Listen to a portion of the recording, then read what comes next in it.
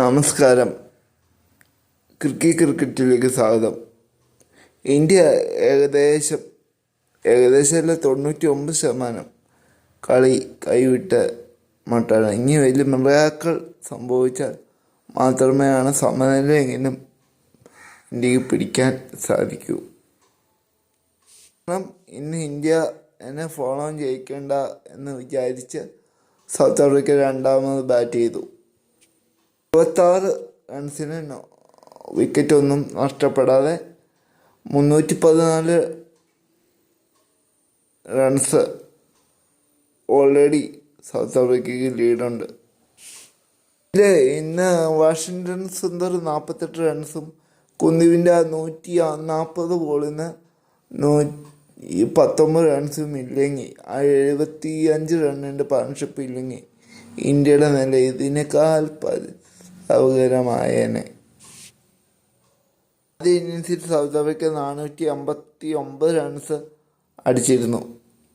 7ാം വിക്കറ്റിൽ ഒത്തുയർന്ന കുൽദീപ് യാദവും വാഷിങ്ടൺ സുന്ദർ ആണ് എന്തെങ്കിലും ഇന്ത്യക്ക് വേണ്ടി ഒരു പോരാട്ട വീര്യം കാഴ്ചവെച്ചത്. ബാറ്റർമാരിലേക്ക് വന്ന SSC ജയ്സ്വാൾ 97 പന്തിൽ നിന്ന് 58 എടുത്തു. രാഹുൽ ആവട്ടെ 22,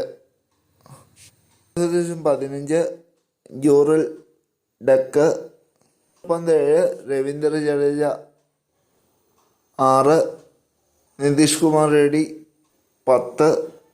ജഡേജ മടങ്ങുന്ന ഘട്ടത്തിൽ ഇന്ത്യയുടെ സ്കോർ എന്ന് പറയുന്നത് 27-7 എന്ന നിലയിൽ 95-1 എന്ന നിലയിൽ നിന്നാണ് ഇന്ത്യ ഈ പരിതാപകരമായ സ്ഥിതിയിലേക്ക് എത്തിയത്.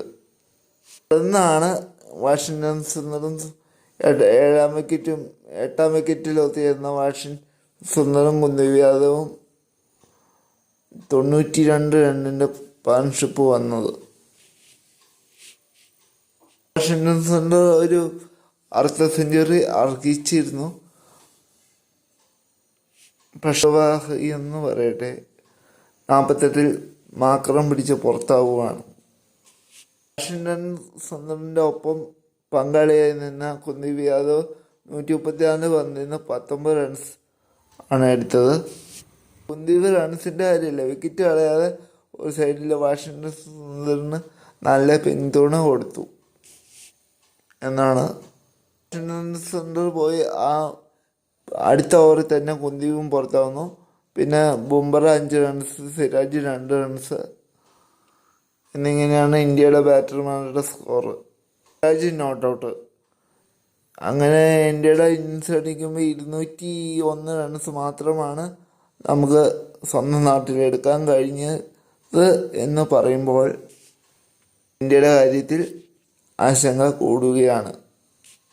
188 റൺസിൻ്റെ 1ാം ഇന്നിങ്സ് ലീഡ് ഉണ്ടായിരുന്നു. അവർക്ക് വേണമെങ്കിൽ ഇന്ത്യനെ ഫോളോ ചെയ്യിക്കായിരുന്നു. പക്ഷേ അതിന് ഡംബാബമ്മ തയ്യാറായില്ല.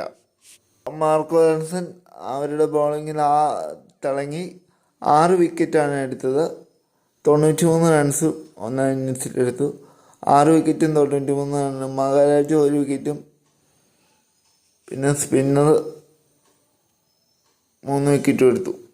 മറുപടി ബാറ്റിംഗ് ഇറങ്ങിയ സൗത്ത് ആഫ്രിക്ക വിക്കറ്റൊന്നും നഷ്ടപ്പെടാതെ 26 റൺസ് എടുത്ത് നിൽക്കുകയാണ് ഇപ്പോൾ.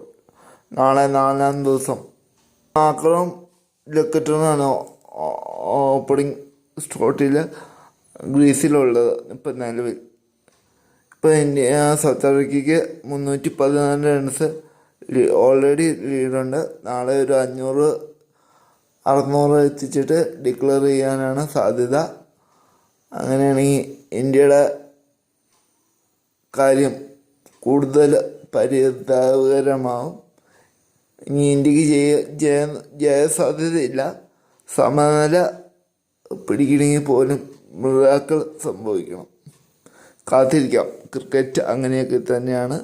മിറാക്കിളിന് വേണ്ടി നമുക്ക് കാത്തിരിക്കാം. ശരിക്കും ഇന്ത്യക്ക് 3ാം നമ്പറും 4ാം നമ്പറും നല്ലൊരു പ്ലെയറില്ല. നേരത്തെ കോഹ്ലി പൂജാര സഖ്യം വർഷങ്ങളായിട്ട് കൊണ്ടുവന്ന ആ നമ്പറിൽ ആരുമില്ല. അത് ഇന്ത്യയിൽ ശരിക്കും മിസ് ചെയ്യേണ്ട. അപ്പോൾ നിങ്ങളുടെ അഭിപ്രായം താഴെ കമൻറ്റ് ചെയ്യുക. മറ്റൊരു വീഡിയോ ആയിട്ട് വീണ്ടും കാണാം. നന്ദി. ചാനൽ സബ്സ്ക്രൈബ് ചെയ്യുക. മറ്റൊരു വീഡിയോ ആയിട്ട് വീണ്ടും കാണാം.